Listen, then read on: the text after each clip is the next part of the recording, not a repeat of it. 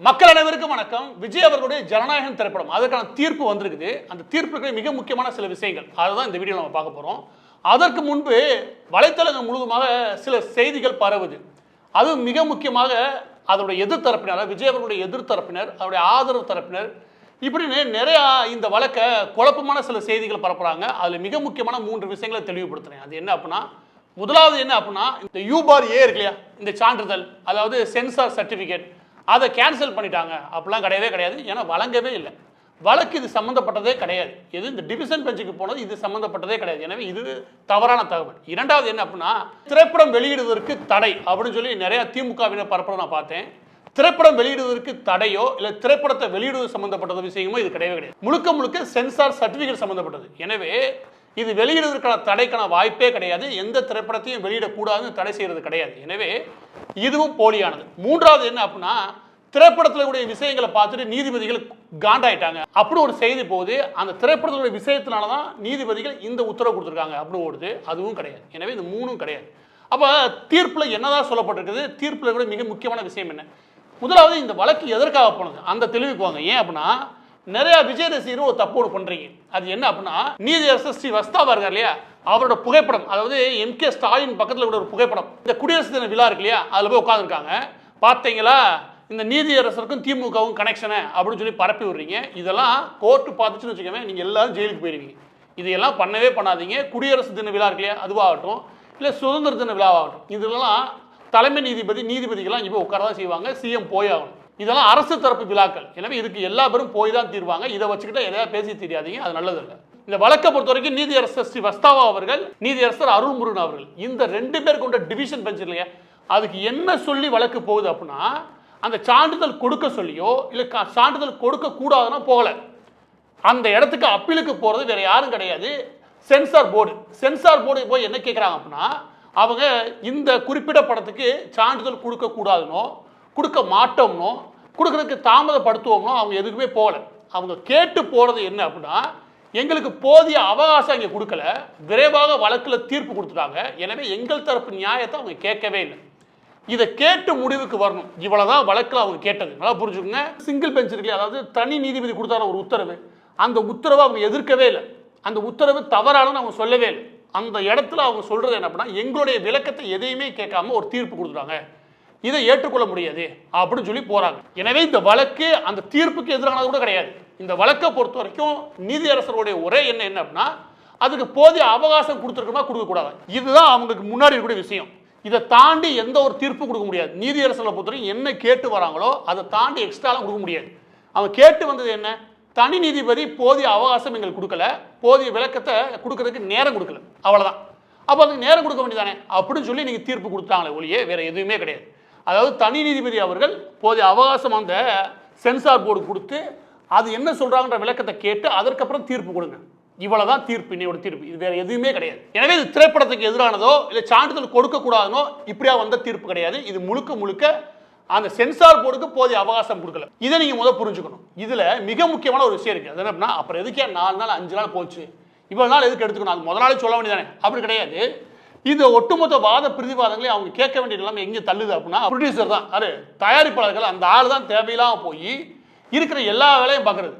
அந்த ஆள் போய் அதிக அழுத்தம் கொடுத்ததுமே, எதுக்கு இப்போ திரைப்படத்தை வெளியிடுறதுக்கு நீங்க ஒரு தேதியை பிடிச்சிட்டு வந்து எங்களுக்கு அழுத்தம் கொடுத்துருக்கீங்க அப்படின்னு கேட்கும்போது, சென்சார் போர்டு இந்த படத்தில் பிரச்சனை இருக்குது, என்னதான் பிரச்சனை இருக்குது அப்படின்னு வழக்கு அடுத்த கட்டமாக போகுது. அதாவது போதிய அவகாசம் கொடுக்கல, இதை தாண்டி எங்கே போயிருச்சு அப்படின்னா, வாதம் பிரதிவாதம் எங்கே போயிருச்சு அப்படின்னா, இந்த படத்தில் என்னென்ன பிரச்சனை இருக்குன்னு அதை கேட்க வேண்டிய நிலைமைக்கு நீதிபதிகளை தள்ளுனது இந்த வழக்கினுடைய தயாரிப்பாளர் தவிர அவங்க தப்பு கிடையாது. எனவே அவர் கேட்கும்போது இந்த விஷயம் வருது. இதுதான் முதல் முறையாக வெளியே வருது. அது என்ன அப்படின்னா, ஜனநாயகம் திரைப்படத்தில் யார் தான் புகார் கொடுத்தது, என்னதான் புகார் கொடுத்தாங்க, இதுதான் நீதியரசர் கேட்கிறாரு. இந்த வந்திருக்கு. அதில் என்ன சொல்லியிருக்காங்க அப்படின்னா, 5 பேர் கொண்ட ஒரு கமிட்டி உட்காந்து திரைப்படத்தை பார்த்துருக்காங்க.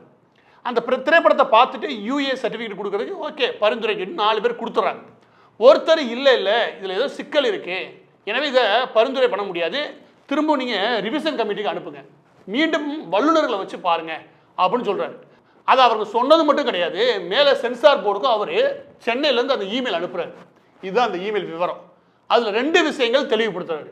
ஒன்று என்ன அப்படின்னா, நான் ஜனநாயகம் திரைப்படத்தை பார்த்ததில் எனக்கு எங்கே ஒரு அச்சம் உருவாகுது அப்படின்னா, வெளிநாடுகள் இருக்கக்கூடிய ஃபாரின் பவர்ஸ், அந்த வெளிநாடுகள் இருக்கக்கூடிய பவர்ஸ் என்ன பண்றாங்க அப்படின்னா, நாட்டுக்குள்ள மதவாத போக்கை அதிகப்படுத்தணும், மதங்களுக்கு இடையே சண்டையை மூட்டிவிடக்கான முயற்சியில் ஈடுபடுறதாகவும், அந்த ரிலீஜியஸ் கான்ஃபிளிக்ட்ல மதங்களுக்கு இடையே ஒரு முரண்பாடுகளை தூண்டிவிட முயற்சி பண்றதாகவும் இப்படி ஒரு முக்கியமான விஷயத்தை ஃப்ரேம் பண்ணியிருக்காங்க. அதில் ஏகப்பட்ட கான்ஃபிளிக்ட், ஏகப்பட்ட முரண்கள் இருக்குது. அதன் மீது தீவிரமான கவனம் தேவை. இது ரொம்ப முக்கியம். என்ன அப்படின்னா, இதே மாதிரி இன்னைக்கு வந்து உட்காந்துட்டு என்னமோ விஜய் அவர்களுக்கு எல்லாரும் குரல் கொடுக்கணும்னு சொல்லி சில பேர் சொல்றாங்க. விஸ்வரூபம் திரைப்படம் இதே மாதிரி 2013 நினைக்கிறேன், அந்த காலகட்டத்தில் இதே ஜனவரி மாதம் சான்றிதழ் கொடுத்து படத்தை ரிலீஸ் பண்ண முடியல. ஏன்னா ஒரு குரூப் வந்து அதுக்கு எதிர்த்து நின்றாங்க. அதனால நீதிமன்றம் போய் ஒரு 20 நாள் வழக்கு உள்ள நிற்குது. 35 நாள் ஆனதுக்கு அப்புறம் அவங்க அந்த யாரு ஒரு கமிட்டி, ஸ்பெஷல் கமிட்டி போட்டு அவங்களாம் பார்த்து எக்ஸ்ட்ரா கட் பண்ணதுக்கு அப்புறம் தான் விஸ்வரூபம் படம் வெளியே வருது. நான் இதை ஏன் சொல்றேன் அப்படின்னா, அந்த படம் ரிலீஸ் ஆகலாம் விஜய் குரல்லாம் கொடுக்கவே இல்லை. எந்த படத்துக்கும் அவர் குரல் கொடுத்தே கிடையாது, எவருக்கும் குரல் கொடுத்தே கிடையாது. எனவே இவருக்கு குரல் கொடுக்கறத பற்றி நான் உள்ள வரல. விஷயம் என்ன அப்படின்னா, இது மிக முக்கியமானது. சென்சார் போர்டு எப்போ ரிவிஷன், அதாவது திரும்ப ரிவ்யூக்கு அனுப்பும், மேலே இன்னும் கொஞ்சம் பரிந்துரை பண்ணும் அப்படின்னா, ஒன்று நீங்கள் மத ரீதியான விஷயங்களை ஏதோ ஒரு குழப்பத்தை உருவாக்க முயற்சி பண்ணுறீங்க. இங்கே என்ன நடக்குது அப்படின்னா, திரைப்படங்கள் ஓடணும்னா ஏதாவது ஒரு குழப்பம் உருவாகணும், ஏதாவது ஒரு சச்சரவு இருக்குன்னு நினைக்கிறாங்க. திரைப்படங்கள் ஓடணும்னாலே விஜய் அவர்கள் அரசியலுக்கு வரப்போறாரு. இந்த திரைப்படத்தை அவர் எப்படி பயன்படுத்த முயற்சி பண்ணுறாரு அப்படின்னா, சச்சரவு நிறையா இருக்கணும், அதன் மூலமாக நம்ம அரசியலுக்கு இது ஒரு முக்கியமான பாலமாக இருக்கணும். அதே நேரம் நம்ம எப்படி அரசியல் மேடையில் பேச முடியாதெல்லாம் இந்த திரைப்படத்தில் பேசி உள்ளே வச்சிடணும். ஏன்னா மேடைகளில் பேசணும்னு வச்சுக்கவே எலெக்ஷன் கமிஷன் பிடிச்சி கண்டிச்சிடும், அது கோர்ட்டுக்கும் போகும். எனவே அதில் நிறைய கோட் இருக்குது. இதுன்னு வச்சுக்கவே படைப்பு சுதந்திரம், பேச்சு சுதந்திரம், அதுவும் சினிமாவுக்கான சுதந்திரம் இருக்கு இல்லையா, அந்த சுதந்திரத்துக்குள்ளே எல்லாத்தையும் பேசி முடிச்சிடலாம் இல்லையா. எனவே பெரிய பிரச்சாரம் அமைஞ்சிடும். இதுதான் விஜய் அவர்களுடைய குறுக்கு புத்தி. அதில் தான் அவர் ஒரு முக்கியமான சச்சரவு உள்ள திணிக்கிறாரு. வெளிநாட்டு சக்திகள் மூலமாக இங்கே மத ரீதியான ஒரு குழப்பங்களை உருவாக்கி ஒரு சக்தி மட்டும் கிடையாது, நிறைய சக்திகள் வேலை பார்க்குது அப்படின்ற ஒரு சச்சரவை உள்ள வைக்கிறாங்க. அதை ரிவ்யூ பண்ணி ஆகணும். இரண்டாவது மிக மிக முக்கியமானது ராணுவம் சம்பந்தப்பட்டது. ராணுவம் சம்பந்தப்பட்ட ஏகப்பட்ட ரெஃபரன்ஸ் வச்சிருக்காங்க. எடுத்துக்காட்டுக்கு நான் சொல்றேன், ராணுவ தளபதி ஒருத்தர் இருக்காரு, அவர்கிட்ட பிரதமர் தொடர்பு கொள்ற மாதிரியும், பிரதமரை அவர் மோசமாக பேசுகிற மாதிரியும், அவர் இஷ்டத்துக்கு ஒரு ராணுவத்தை நடத்துகிற மாதிரியும் இப்படி ஏதாவது எடுத்து வச்சுக்கோங்க, படப்பு சோதரத்துக்கு அனுமதி கொடுத்துடலாம். நம்ம நாட்டை பொறுத்த வரைக்கும் ராணுவத்தை பொறுத்த வரைக்கும் நீங்கள் கரெக்டாக இருக்கணும், அதோட ரெஃபரன்ஸை பக்காவாக இருக்கணும். அதில் ஏதாவது தப்பு இருக்குது உங்கள் இஷ்டத்துக்கு கிண்டி விடலாம் நினச்சி வச்சுக்கோங்க, நாட்டில் பெரிய குழப்பம் வந்துடும். எனவே ராணுவம் சம்மந்தப்பட்ட விஷயத்தில் டிஃபென்ஸ் எக்ஸ்பர்ட்ஸ்னு ஒருத்தருப்பாங்க, அதுக்கு பாதுகாப்பு சம்மந்தப்பட்ட விஷயத்தில் வல்லுநர்களாக இருக்கிற நபர் இருப்பாங்களே, அவங்கள வச்சு அதை ஒரு ரிவ்யூ பண்ண வேண்டியது அவசியம். இது எல்லா படத்துக்குமே. எனவே இந்த ரெண்டு விஷயத்தினால இந்த லெட்டரில் என்ன சொல்கிறாருன்னா, இந்த படத்தை மேற்கொண்டு ஒரு எக்ஸ்பர்ட்ஸ், அதாவது பரிந்துரை பண்ணக்கூடாதுனோ சான்றிதழ் கொடுக்கக்கூடாதுன்னு அவர் சொல்லலை. அவர் என்ன சொல்கிறார் அப்படின்னா, இன்னொரு கமிட்டியை போட்டு அதில் எக்ஸ்பர்ட்ஸ் இருக்கணும், வல்லுநர்கள் இருக்கணும், அந்த நிபுணர்களை வச்சு இன்னொரு பார்த்துருங்க, அதான் நல்லது அப்படின்னு சொல்லி முடிக்கிறார். இதுக்கு நீங்கள் ரிவிஷன் கமிட்டி போனே வச்சுக்கவே, ஏன் பராசக்தி திரைப்படத்துக்கும் இதே கதை தான். போய் அடுத்து ஒரு 10 நாள் வாங்கிட்டு தரலாம் வச்சுக்கேன், 10 15 நாள் எக்ஸ்ட்ரா ஒரு 5 பேர் உட்காந்து பார்க்க போகிறாங்க, இவ்வளோதானே. ஆஹா உள்ளே வந்துட்டாங்க, கண்டுபிடிச்சிட்டான்னு இந்த திரைப்பட கும்பல் நடச்சிருச்சு. அதனால என்ன பண்ண, கோர்ட்டுக்கு போய் நம்ம வாங்கிடுவோம், அதோட சேர்த்து அனுதாபமும் கிடச்சிடும், அந்த படத்தை அப்படியே கொண்டு வந்து வச்சுக்கவேன் அரசியல் ரீதியாக லாபமும் கிடைச்சிடும். இதுதான் இவங்க கணக்கு. அதனால தான் இவங்க நீதிமன்றம் போனது. இதில் ஒரு முக்கியமான வாதம் ஒன்று இருக்குது. அது என்ன பண்ணால், இதுவே தெலுங்கு படத்தோட ரீமேக் தான். அந்த படம் ரிலீஸ் ஆகி நேஷனல் அவார்டு வாங்குது, இது ஏன் ரிலீஸ் ஆக மாட்டுது? ஏன் கேள்வி அதே தான். அந்த படத்தை எடுத்திருக்காங்க ரீமேக்னா, அந்த படத்துக்கு நேஷனல் அவார்டு வரைக்கும் போயிருக்குன்னா இந்த படத்தை ஏன் ரிலீஸ் பண்ணல? அதே தான் நானும் கேட்குறேன். அதே தான் நீங்கள் சென்சார் போட்டு கேட்க வேண்டியதானே. அப்போ நீங்கள் எதையோ அந்த படத்தை வாங்கி எதையோ திரிச்சிருக்கீங்க, அந்த படத்துக்குள்ளே ஏதோ ஒரு உங்களுக்கு தேவையான விஷயத்தை உள்ள சொருகி இருக்கீங்க. நீங்கள் அரசியலுக்கு வர்றதுக்கு ஏகப்பட்ட குழப்பத்தை உருவாக்குறதுக்கு ஏதாவது வேலை பார்த்து வச்சுருந்தீங்கன்னா நீங்கள் சென்சார் போட்ட போய் சொல்ல வேண்டியதானே, ப்ரொடியூசரு சொல்ல வேண்டியதானே போய், என்னங்க அந்த படத்தை வச்சு நான் எடுத்திருக்கேன், அந்த படத்துக்கு கிடச்சி நேஷனல் அவார்டு கிடச்சிருச்சு, ஏன் படத்தை ஏன் தடப்பட்டு நாங்கள் கேட்க வேண்டியதானே. அப்போ நீ ஏதோ காவாலி வேலை பார்த்துருக்க கேட்டா. எனவே திரைப்படத்தை அப்படியே எடுத்தாங்களா இல்லை மாற்றி எடுத்தாங்கிறது சென்சார் போர்டு முடிவு போகணும். நீ சென்சார் போட்டு இந்த கேள்வி நல்ல கேள்வி தான், போய் கேட்க வேண்டியதானே. இவங்க அரசியலுக்கு வர்றதுக்கு வீம்புக்கு ஏதோ ஒன்று உள்ள கொண்டு சொல்லி இருக்காங்க, அதில் தான் அந்த போர்டு டென்ஷன் ஆகுது. எனவே ரிவ்யூ கமிட்டிக்கு போக வேண்டியது அவசியமாகுது. இந்த நிலைமையில தான் நீதியரசர்கள் இதை ஃபுல்லாக கேட்டதுக்கு அப்புறம் இந்த விஷயத்தில் ஏதோ சீரியஸான விஷயம் இருக்குது, அதை முழுமையாக கேட்டிருக்கணும். இதுதான் நீதியரசர் 2 நீதிபதி கொண்ட பெஞ்ச் இருக்கு இல்லையா, டிவிஷன் பெஞ்ச், அவங்க நினைக்கிறது என்ன அப்படின்னா, இதை முழுமையாக ஏன் கேட்கறதுக்கு அவகாசமே கொடுக்கல? இவ்வளோ பெரிய விஷயம் இருக்குது, அதில் ஏகப்பட்ட டீட்டெயிலாக எக்ஸ்பிளனேஷன் கொடுக்கணும்னா ஒரு 4 நாள் கொடுத்து அவங்கள பதில் மனு கொடுக்க சொன்னதுக்கு அப்புறம் வாத பிரதிவாதத்துக்கு போயிருக்கலாமா இல்லையா? இங்கே நீங்கள் வழக்கு நீங்கள் எல்லாரும் கவனிக்கணும். ஏன்னா பணம் இருக்கிறதுனால மட்டுமே, இல்லாட்டி எனக்கு புகழ் இருக்கிறதுனால மட்டுமே சட்டம் எனக்கு வளையும்னா அதோட ஒரு கேவலம் எதுவுமே கிடையாது. நாமெல்லாம் சாமானிய மக்கள், நாம் ஒரு நீதிமன்றம் போகிறோம்னு வச்சுக்கோங்க, நீதிமன்றம் என்ன அவகாசம் எடுக்குதோ அதை காசு இருக்கிறவனுக்கும் புகழ் இருக்கிறவனுக்கும் வேகமாக எடுக்கும்னா அது நியாயம் கிடையாது. ஏன் நான் இதை சொல்கிறேன் அப்படின்னா, ஜனநாயகன் திரைப்படம் இல்லையா, அது ஒரு திரைப்படம். அந்த திரைப்படத்துக்கு மீண்டும் ஒரு எக்ஸ்பர்ட்ஸை போட்டு ரிவ்யூ பண்ணணும் அப்படின்னு சொல்லி ஒரு ஜனவரி முதல் வாரத்தில் சொல்லிடுறாங்க. அது இமெயில் மூலமாக தொடர்பு கொள்வது ஜனவரி 5 தெளிவுபடுத்துறாங்க. யாரு? Censor board. உடனே அடுத்த நாள் ப்ரொடியூசர் போய் நீதிமன்றத்தில் நிற்கிறான். அடுத்த நாள் ஜனவரி 6 போய் நிற்கிறான். நீங்கள் இந்த டைம் லைன் மட்டும் பார்த்தீங்கன்னு வச்சுக்கோங்க, உங்களுக்கு ஒரு முக்கியமான விஷயம் புரியும். 6ஆம் தேதி போய் நிற்கிறான். 7ஆம் தேதி கோர்ட்டுக்கு வந்துருச்சு வழக்கு.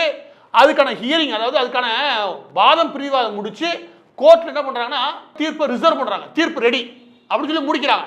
என்னங்க 6ஆம் தேதி வந்து வந்த வழக்கு 7ஆம் தேதி கேட்டு முடிச்சு தீர்ப்புக்கு ரெடின்றீங்க. இது யாருக்கும் வரக்கூடிய கேள்வியாக இருக்கும். இதை தான் நம்ம மட்டும் கிடையாது, உச்ச நீதிமன்றம் சொல்லுது. இவ்வளோ வேகமாக எந்த வழக்கு நாங்கள் பார்த்தது இல்லை, எல்லா வழக்கும் இப்படி நடந்தால் நல்லா இருக்கும். அப்போ இந்த வழக்கு மட்டும் எதுக்கு ஸ்பெஷலாக இவ்வளோ வேகம் இருக்குது அப்படின்னு நம்ம சொல்லலை, உச்ச நீதிமன்றம் சுப்ரீம் கோர்ட்டே சொல்லுது. எனவே இந்த தயாரிப்பு கும்பல் ஏதோ வேலை பார்க்குறானுங்க. நான் திரும்ப சொல்கிறேன், இவங்க தான் ஏதோ வேலை பார்த்துக்கிறானுங்க. நீங்கள் ரிவ்யூ கமிட்டி போனால் முடிச்சிடலாம், அங்கே போகாமே நமக்கு சான்றிதழ் வரணும் இவங்க நினைக்கிறானுங்க. ஏன்னா இதுக்குள்ளே எதையோ சொறி வச்சிருக்கானுங்க. இதை வச்சு அரசியல் ஆதாயம் தரலாம் கணக்கு போகிறானுங்க. அதை வேகமாக போய் 6க்கு போய் 7ஆம் தேதி கோர்ட்டில் தீர்ப்பு ரிசர்வ் ஆகி 9ஆம் தேதி தீர்ப்பு வந்துருச்சு, சர்டிஃபிகேட் கொடுங்க. இப்படி ஒரு வழக்கை நான் பார்த்ததே இல்லைங்க. ஒரு நாள் கேட்டு முடிச்சு 3ஆம் நாள் தீர்ப்பு, சான்றிதழ் கொடுத்துருங்க. இதை கேட்டேன்னு வச்சுக்கவே, நீங்கள் சான்றிதழ் கொடுக்க சொல்றதுனால விஷயம் கிடையாது. அந்த சென்சார் போர்டு என்ன சொல்லுதுன்னா, எனக்கு போதிய அவகாசமே இல்லாமல் ஒரு தீர்ப்பை கொண்டு வைக்கிறீங்க. தீர்ப்பை எதிர்க்கிறது அடுத்த கதை. எனக்கு அவகாசமே கொடுக்கலையே, வாதம் பிரித்து நான் இப்போ உங்களுக்கு சொல்கிறீங்க. 27 வருஷம், 1993 நினைக்கிறேன், 27 வருஷம் ஒரு வழக்கு. அது ஒரு சின்ன பையன், பக்கத்து வீட்டு பையன் இறந்து போகிறான். அந்த வழக்கில் பக்கத்து வீட்டில் இருக்கக்கூடிய ஒரு பெண்ணை கைது பண்ணுறாங்க. கைது பண்ணி அது ஒரு 2 வருஷம் உள்ளே இருக்குது, வெளியே போயிடுது. பின்னாடி ஒரு 12 வருஷம் நடந்த வழக்கு இப்போதான் போன வருஷம் அதுக்கு தீர்ப்பு கொடுக்குறாங்க. அந்த தீர்ப்பை எதிர்த்து அந்த லேடி போகிறாங்க. அவங்க என்ன சொல்கிறாங்க, 27 வருஷம் வழக்கு, ஆனால் என்ன பிரச்சனைனா அந்த எல்லா வாதம் பிரதிவாதம் முடிஞ்சிருது. ஆனால் எல்லாமே அந்த லேடியே இல்லாமல், யார் குற்றம் சாட்டப்பட்ட நபரே இல்லாமல் முடிஞ்சிருது. 27 வருஷம் தாமதம் தான். ஆனால் அந்த குற்றம் சாட்டப்பட்ட நபர் இருக்கார் இல்லையா, அவர் கூப்பிட்டு வச்சு அவரோட விளக்கணும்னு கேட்கணுமா இல்லையா, கேட்காம முடிச்சிட்டாங்க தீர்ப்பை. இது ஏற்றுக்க முடியாது, திரும்ப போங்க, 6 மாதத்தில் அவங்களுடைய தரப்பு வாதங்களை அதையும் கேட்டு தீர்ப்பு எழுதுகிட்டாங்க. எனவே எதிர்த்தரப்புக்கான வாதத்துக்கான நேரம் கொடுக்க வேண்டியது ஒவ்வொரு நீதிபதிகளுடைய கடமை. அது நீதிமன்றத்தின் நடவடிக்கையிலே இருக்க வேண்டிய அடிப்படை விஷயம். அவன் 10 கொலை பண்ணா கூட அவனுக்கான வாய்ப்புன்னு கொடுத்து அவன் என்ன விளக்கம் சொல்றான்னு கேட்க வேண்டியிருக்குது. இங்கே விளக்கமே இல்லை. அடுத்த நாள் முடிஞ்சு போச்சு. இது எப்படி? இதுதான் உச்ச நீதிமன்றத்துக்கு உறுத்துச்சு, இங்க இருக்க டிவிஷன் பெஞ்சுக்கு உறுத்துச்சு. இது ஒன்றும் ஜனநாயக திரைப்படத்துக்கு எதிரான கிடையாது. இங்க வேற ஏதோ நடக்குது, அதான் சிக்கலே. அதுக்கடுத்து பாருங்க, திரும்ப நீதிமன்றத்துக்கு அப்பீல் போனதுமே அங்கேயும் போய் போடதான் முயற்சி பண்றாங்க. இவ்வளோ போராடுறதுக்கு ஒரு சாமானிய மனிதன் நம்மளே கேட்கலாம், ஏன்பா அதுக்கு நீ அங்கே போய் 10 நாள் நிற்கிறதுக்கு நீ இந்த போர்டு சென்சார் போர்டுக்கே போய் 10 நாள் நின்று போயிடலாமே. இது யாரும் கேட்போமா இல்லையா? சாதாரண ரசிகன் கூட மனநிலை உண்டு, 10 நாள் அங்கே போயிட்டு போயிடலாம், எதுக்கு இவ்வளோ பண்ற? அப்போ இவங்க பண்றாங்கன்னு இவங்களுக்கு ஏதோ ஒரு விஷயம் இருக்குது. ஒரு போட்டு அனுதாபம் தேடலாம், இன்னொரு போட்டு வேற ஒரு நோக்கம் இருக்கு. இப்படியே படத்தை வெளியே கொண்டு வர முயற்சி பண்றாங்க. எனவே தீர்ப்பு வந்த அன்னைக்கு சென்சார் போர்டு என்ன பண்றாங்க, 9ஆம் தேதி போறாங்க. என்னன்னு போறாங்க, அந்த தீர்ப்பை எதிர்த்து அல்ல. அவங்க சொல்றது என்னன்னா, எனக்கு அவகாசமே கொடுக்கல, இவ்வளவுதான், சிம்பிளா முடிச்சு. அதுல நீங்க வாதம் பண்றேன் பிரதிவாதம் பண்றேன்னு உள்ள பூந்தவங்க, உள்ள புகுந்து இதை குழப்பி பெருசா ஆக்கி விட்டவனு. அதனால தீர்ப்பை கொடுக்கறதுக்கு நேரம் ஆகுது. இதுக்கு நீங்க ஒன்று சொன்னாங்க, ஆன்லைன் போட்டுருக்காங்க, இது அன்னைக்கே சொல்லியிருக்க வேண்டியதானே, எதுக்கியா இவ்வளவு நேரம் ஆக்குனீங்க அப்படின்னு. இது அன்னைக்கு அவர் சொல்லியிருப்பாரு. நீங்க அப்பீல் போனதுமே தயாரிப்பாளர் விஜய் தரப்பு என்ன பண்ணாங்க, அந்த டிவிஷன் பெஞ்ச் விசாரிக்க கூடாது சுப்ரீம் கோர்ட் போனாங்க. போனது என்ன சென்சார் போட இவங்க தான் ஓடுறாங்க. சுப்ரீம் கோர்ட்ல போய் அவங்க விசாரிக்க கூடாது, எங்களுக்கு சான்றிதழ் கொடுக்க போய் நிற்கிறானுங்க. சுப்ரீம் கோர்ட் போனவன் இவங்க தான். ஜனவரி 12 போனானுங்க, 15ஆம் தேதி தீர்ப்பு வந்துச்சு. அதெல்லாம் கிடையவே கிடையாது, தலையிட முடியாது, என்ன வேகமாக கொடுத்துருக்கீங்க, எனவே டிவிஷன் பெஞ்ச் விசாரிக்கலாம், தப்புன்னு கிடையாதுட்டான். திரும்ப டிவிஷன் பெஞ்சுக்கு வருது. இந்த தாமதத்துக்கு காரணம் யாரு? தாமதத்துக்கு முழுக்க காரணம் தயாரிப்பு நிறுவனம் விஜய் தான். திரும்ப மேலே போயிட்டு ஜனவரி 20ஆம் தேதி டிவிஷன் பெஞ்சுக்கு வருது. இன்னைக்கு 27 ஆர்டர் கிடைக்குது. ஆர்டர் என்ன சொல்றாங்க, எதிர்த்தரப்பு இருக்கக்கூடிய சென்சார் போர்டுடைய விளக்கம் அதையெல்லாம் முழுமையாக கேளுங்க, கேட்டு நீங்க திரும்ப தீர்ப்பை எழுதுங்க. திரும்ப தீர்ப்பை மாற்றி எழுதுன்னு சொல்லல, இதே தீர்ப்பு தான் எனக்கு திரும்ப வரும். யாரு? நீதி சிங்கிள் பெஞ்சுக்கு போறாங்களே, இந்த சிங்கிள் பெஞ்சுக்கு போகுது நீதியரசர் பிடி ஆசா அவர்கள் ஃபர்ஸ்ட் தீர்ப்பு கொடுத்தது இதே நீதிபதி தான் போகும். இவங்க அதே தீர்ப்பு தான் எனக்கு தெரிஞ்சு கொடுக்குற வாய்ப்பு உண்டு. அதே தீர்ப்பை கொடுத்தாலுமே நீதிமன்றம் என்ன சொல்லுதுன்னா, நீ முழுமையான வழக்குடைய விஷயங்களுக்கு அதெல்லாம் கேட்டு வாங்கி அதற்கப்புறம் தீர்ப்பை விலாவரியா கொடுங்க. அவங்க நேரம் கொடுக்காதான் பிரச்சனை முடிஞ்சிச்சா. இப்ப நேரம் கொடுத்துருவாங்க. இப்ப அடுத்த கட்டம் என்ன நடக்கும்? அடுத்த கட்டமா ஜனநாயகன் திரைப்படம் அந்த தயாரிப்பாளருக்கும் விஜய் அவர்கள் தரப்பிற்கும் 2 ஆப்ஷன் இருக்கு. ஒன்னு என்ன அப்படின்னா, சிங்கிள் பெஞ்ச் இருக்குல்ல தனி நீதிபதி, அந்த தனி நீதிபதி அவர்கள்ட்ட போய் மீண்டும் ஒரு கால அவகாசம் எடுத்து அந்த விளக்கத்தை பெற்று அந்த சென்சார் போர்டுக்கு எதிராக இல்லையா அதுக்கான வாதங்களை வச்சு சென்சார் போர்டு சான்றிதழை கொடுக்க சொல்லி தீர்ப்பு வாங்குறது. இரண்டாவது என்ன அப்படின்னா, இது மேலே ஆகாது, நம்ம நேராக சென்சார் போர்ட்டே போயிடலாம், இவ்வளோ தாமதத்துக்கு அப்புறம் எதுக்கு நம்ம போய்கிட்டு நம்ம சென்சார் போர்டுக்கே போகலாம் அப்படின்னு நினச்சாங்கன்னா அதுவும் கரெக்ட். இந்த ரெண்டு தான் ஆப்ஷன். ஆனால் இந்த ரெண்டாவது போனார்னு வச்சுக்கோங்க, எனக்கு தெரிஞ்சு பிப்ரவரி 2வது வாரம் 3வது வாரத்தில் ரிலீஸ் ஆகிற வாய்ப்பு உண்டு. ஆனால் இந்த முதல் விஷயத்துக்கு போனான்னு வச்சுக்கோங்க, சிங்கிள் பெஞ்சினால கண்டிப்பாக அவங்களுடைய தீர்ப்பையே மாற்றி வேறொரு தீர்ப்பு கொடுக்க முடியாது. இல்லைங்க ரிவிஷன் பண்ணணும் அப்படின்னு சொல்லி கொடுக்கவே முடியாது. எனவே சிங்கிள் பெஞ்ச் என்ன பண்ணுவாங்கன்னா ஒரு 3லேருந்து 10 நாள் எடுத்துப்பாங்க. இதே வேகத்தை காட்டினா சுப்ரீம் கோர்ட் திரும்ப கேட்கும், என்ன திரும்ப வேகமாக போகிறீங்க அப்படின்னு. எனவே 3லேருந்து 10 நாள் ஆகும். அப்போ 3லேருந்து 10 நாள் கண்டு அவங்க கொடுக்குறான்னு வச்சுக்கோங்க, அந்த சிங்கிள் பெஞ்ச் அதே தீர்ப்பு கொடுத்தாங்கன்னா மீண்டும் டிவிஷன் பெஞ்சுக்கு தான் வரும். 2 நீதிபதிகள் கொண்ட அமர்வுகளே அதுக்கு வரும். அந்த டிவிஷன் பெஞ்சுக்கு வந்துச்சுன்னா இதெல்லாம் சராசரியாக ஒரு திரைப்படம் இந்த வழக்கு இருக்குல்லையா, இந்த வழக்குகளுக்கு ஆகக்கூடிய நேரம் 3லேருந்து 10 நாள் சிங்கிள் பெஞ்சு, 4லேருந்து 15 நாள் டிவிஷன் பெஞ்சு, 1லேருந்து 5 நாளுக்குள்ள சுப்ரீம் கோர்ட்டு. ஸோ 4லேருந்து 15 நாள் எடுத்து அவங்க ஒரு 2 வாரம் எடுத்து தீர்ப்பு கொடுப்பாங்க. அங்கிட்டு ஒரு வாரம் எடுத்து சுப்ரீம் கோர்ட் கொடுக்கும். எனவே அடுத்தடுத்து அப்பீல் இருக்கு இல்லையா, அதாவது சென்சார் போர்டுக்கு எதிராக வந்துச்சுன்னா அப்பீல் போவாங்க, அங்கேயும் எதிராக வந்துச்சுன்னா அங்கேயும் அப்பீல் போவாங்க. இது எல்லாம் போனாங்கன்னா ஏறக்குறைய மார்ச் வரைக்கும் போயிடும். பிப்ரவரி வரக்கான வாய்ப்பே கிடையாது, சான்ஸே கிடையாது. எவ்வளோ முக்குனாலும் வராது. ஏன்னா இந்த படிநிலைகள் இருக்குல்ல, இதில் அப்பீல் போகிறது, அதுக்கப்புறம் அது லிஸ்ட் ஆகிறது, அதுக்கப்புறம் நீதிமன்றத்தை அதை எடுக்கிறது, இது எல்லாம் பார்த்தீங்கன்னா கண்டிப்பாக பிப்ரவரி தாண்டிடும். இதில் ஹாலிடே வேறு இருக்குது, பிப்ரவரி மாதம் குறைவாக வேறு இருக்குது. எனவே இது இரண்டாவது ஆப்ஷன். எனவே எப்படி பார்த்தாலும் சரி, ஒன்று கோர்ட்டுக்கு போகணும், இல்லாட்டி சென்சார் போர்டுக்கு போகணும். சென்சார் போர்டுக்கு போனால் 20 நாள் எடுக்கும், கோர்ட்டுக்கு போனால் தேர்தல் முடிஞ்சு தான் இந்த திரைப்படம் வரும். எனவே 15 இறுதியாக ஜனநாயகன் திரைப்படத்துக்கு நடக்கக்கூடியது விஜய்க்கு மட்டும்தான் நடக்கிறலாம் கிடையாது. இதை விட ரொம்ப ஸ்ட்ரிக்டாக ஒரு 1980, 90, 2000 அப்போல்லாம் சென்சார் போர்டு இன்னும் ஸ்ட்ரிக்டாக இருந்துச்சு. நீங்கள் அவ்வளோ ஈஸியாக போயிட முடியாது. எனவே சென்சார் போர்டை பொறுத்த வரைக்கும் இன்னும் அவங்க ஸ்ட்ரிக்டாக இருக்கணும் தான் நாங்கள் பல கத்திக்கிட்டு இருக்கோம். இவங்க வாட்டில் வசனம் பேசிட்டு போகிறானுங்க, ஊருக்குள்ளே ஏகப்பட்ட குழப்பத்தை உருவாக்கிட்டு போகிறானுங்க. எனவே இன்னும் ஸ்ட்ரிக்டாக இருக்குன்னு சொல்லும்போது அவங்க கூலாக இருக்கானுங்க. இவங்க போய் எக்ஸ்ட்ரா ஏகப்பட்டதை சொருகி நாட்டில் குழப்பத்தை உருவாக்கி அதை வச்சு படம் ஓட வைக்கணும், அதை வச்சு அரசியல் லாபம் அடையணும்னு நினச்சா பாருங்க. அதில் தான் அந்த போர்டில் ஏதோ ஒரு மெம்பர் டென்ஷன் ஆகிட்டார். இதை இன்னொரு எக்ஸ்பர்ட்ஸ் வச்சு பார்க்கணும். இவ்வளோதான் விஷயம். நீங்கள் தெலுங்குலேருந்து ரீமேக் ஆகக்கூடிய ஒரு படத்தில் எதையோ சொருகிருக்கீங்க. சொருகுனது மட்டும் இல்லாமல் ரிவிஷன் கமிட்டிக்கு போச்சுன்னா திரும்பவும் எக்ஸ்பர்ட்ஸ் பார்த்தாங்கன்னா நிச்சயம் நிறையா கட்டு இருக்கும், நிறைய கேள்வி கேட்க வாய்ப்பு இருக்குது. எனவே படத்தை இந்த நிலைமையிலே வெளியே கொண்டு வந்துருவோம் அப்படின்னு நீங்கள் துடிக்கிறீங்க. அதை கொண்டு வந்தோம்னு வச்சுக்கவே அரசியல் ரீதியாக தனக்கு லாபம் கிடைக்கும். அரசியல் ரீதியாக ஒரு பெரிய லாப கணக்கு விஜய் அவர்கள்ட்ட இருக்குது. அந்த லாப கணக்கு என்ன அப்படின்னா அதுதான் முக்கியம். அந்த லாப கணக்கு என்னன்னா அரசியல் மேடைகளில் பேசாத ஃபுல்லாக நம்ம திரைப்படத்தில் பேசிடலாம். ஏன்னா திரைப்படத்துக்கான படைப்பு சுதந்திரம் இல்லையா, அதில் என்ன வேணாலும் பேசலாம், பொய் அப்படியே அள்ளி எரியலாம். சிங்கப்பூரில் அது ஃப்ரீ, அமெரிக்காவில் இது ஃப்ரீ, பாருங்க ஸ்பெயினில் இது நடக்குது அப்படின்னு இவன் இஷ்டத்துக்கு என்னென்ன தோணும் அத்தனையும் பேசலாம். ஆனால் நீங்கள் ஒரு எலெக்ஷன் ஸ்டேஜில் பேசி வச்சுக்கவே பிடிச்சி உண்மைக்கு மாறான தகவல் ஏதாவது சொன்னீங்கன்னா நீங்கள் எல்லா பேரும் நீங்கள் தேர்தல் ஆணையத்துக்கு பதில் சொல்லி ஆகணும். எனவே விஜய்க்கு என்ன வசதியாக இருக்குன்னா வசனங்கள் பேசணும், மக்களில் கொந்தளிப்பு கொடுக்கணும், பின்னருந்து அப்படியே ஒரு சவுண்டு கொடுக்கணும், உண்மைக்கு மாறான பேசி குழப்பி விடு, அதுக்கு திரைப்படத்தை பயன்படுத்துவோம். அது அரசியல் ரீதியாக நமக்கு லாபம் கிடைக்கும். ஏன்னா இவர் பிரபலமாக இருக்கிறனால அது ஒரு பெரிய பிரச்சாரமாக மாறும் பாருங்க. ஏன்னா ஒரு 10 மாநாடு போகிறதுக்கு சமம், எல்லாத்தையும் கூப்பிட்டு வச்சு குழப்பி அனுப்பிவிடலாம் இல்லையா. இதுதான் இந்த கும்போட எண்ணம். அதை ரிவ்யூ கமிட்டிக்கு அனுப்ப வேண்டியது அவசியம், அது ஒன்றும் தப்பே கிடையாது. அது போகக்கூடாதுன்னு இவங்க பதட்டப்படுறாங்க. இதோட சேர்த்து இந்த படம் இவ்வளோ பிரச்சனை வச்சுக்க நமக்கு ஒரு அனுதாபம் கிடைக்கும் பாருங்க, அதையும் சேர்த்து அறுவடை பண்ணலான்னு நினைக்கிறாங்க. அந்த நினப்புக்கு தான் இப்போ பொழப்பே கெட்டு குட்டிச்சோரா போச்சு.